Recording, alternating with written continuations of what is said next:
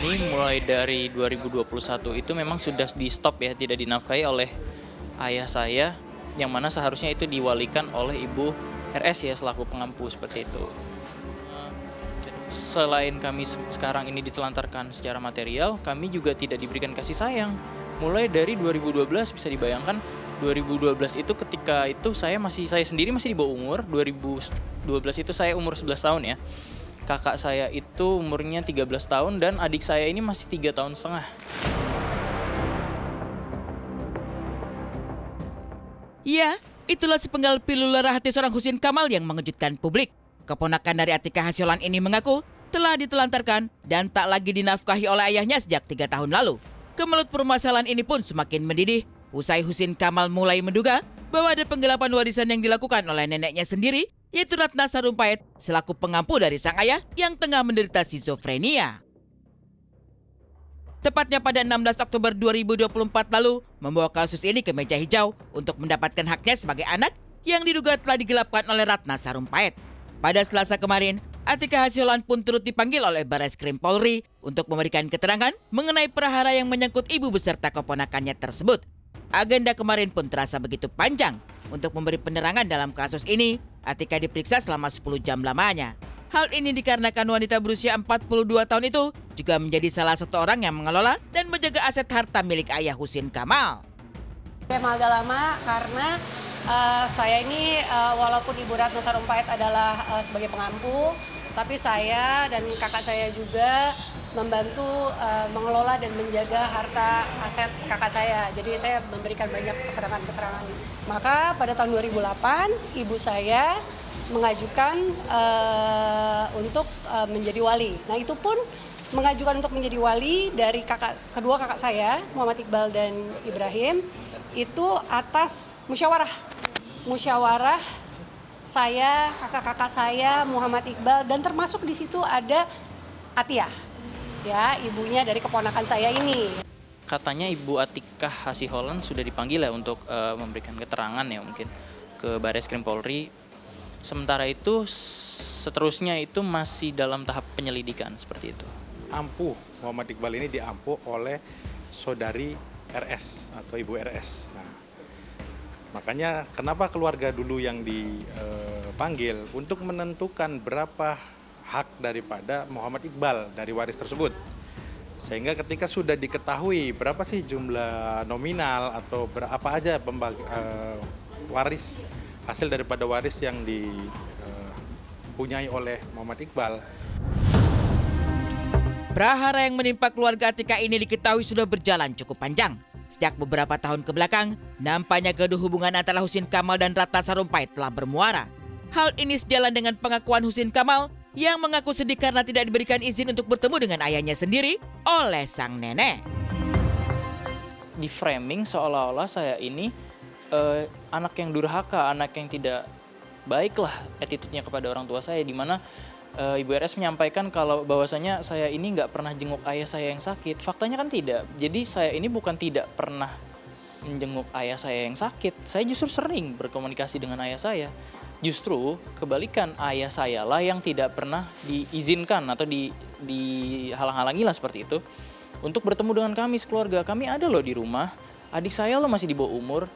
Dan ini bukan baru sekarang aja, dari 2019 kami ini sudah dipisahkan.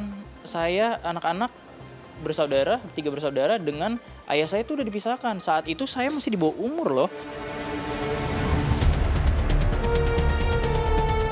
Ketidakharmonisan hubungan mereka pun nampaknya juga diperburuk dengan pembagian harta warisan yang dirasa kurang transparan. Di mana Husin seolah kecewa dengan Ratna Sarumpait yang menguasai warisan dari sang ayah. Salah satunya rumah yang menjadi tempat tinggalnya. Husin pun sempat memaparkan bahwa selalu ada perilaku kurang mengenakan yang dilakukan oleh seniman senior tersebut setiap kali sang cucu menanyai tentang warisan. Namun di lain sisi, Atika justru membantah tuduhan tersebut dan mengaku bahwa keluarga mereka masih bertanggung jawab terhadap Husin sebagaimana mestinya.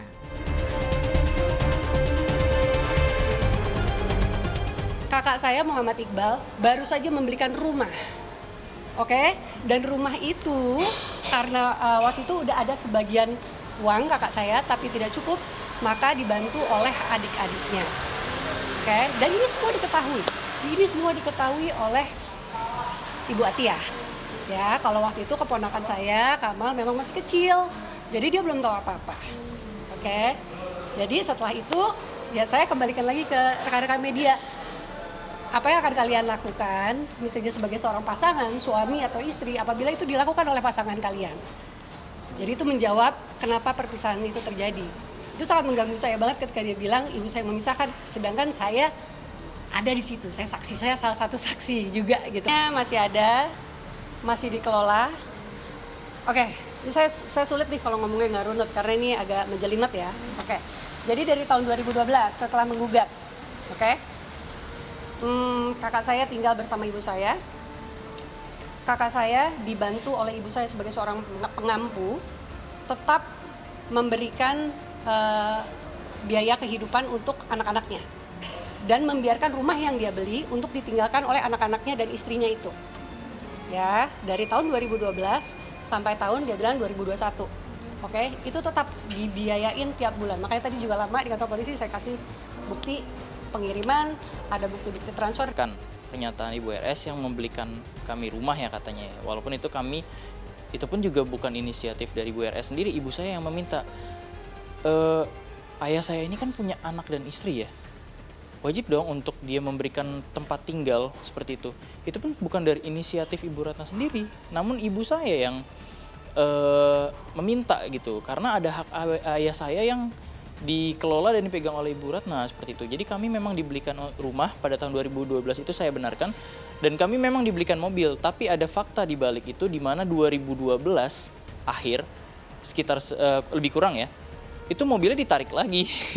Jadi ya rumahnya pun atas nama Ibu RS sebagai pengampu. Dia pun diklarifikasi Ibu RS kan menyebutkan juga ya seperti itu ya. Padahal pengampu ini kan nggak boleh lo pakai nama ini. Ini kan kamu mewakili, mewalikan ya seperti itu. Tapi kenapa mengatasnamakan nama pribadi? Kan tidak benar ya.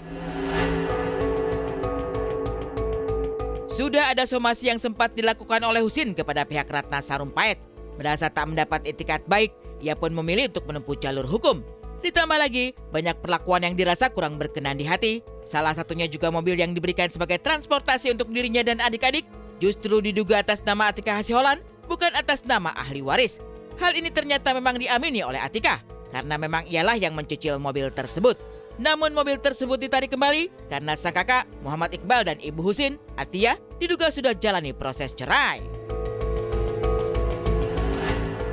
Nih, ini kan Kamal masih kecil ya, padahal ibunya tuh tahu persis. Kamal mungkin waktu itu masih 10 tahun, dia mana tahu apa-apa sih, ya kan? Pasti dia mendapatkan informasi. Oke, pada saat itu, setelah dibelikan rumah, kakak saya beritikat dibantu oleh ibu saya untuk memberikan mobil. Lengkap dong, ada rumah, ada mobil. Oke, tetapi karena waktu itu mau pakai nyicil, pakai kredit mobil. Kakak saya kan nggak bisa. Ibu saya kenapa gitu waktu itu ya, mungkin karena usia atau apa saya lupa, akhirnya menggunakan nama saya, oke, untuk cicilan tersebut. Oke, saya kasihlah cicilan tersebut.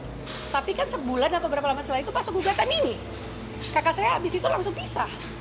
Dan mobil itu buat dia. Terus ngapain ada nama saya di situ? Akhirnya saya lapor untuk membatalkan.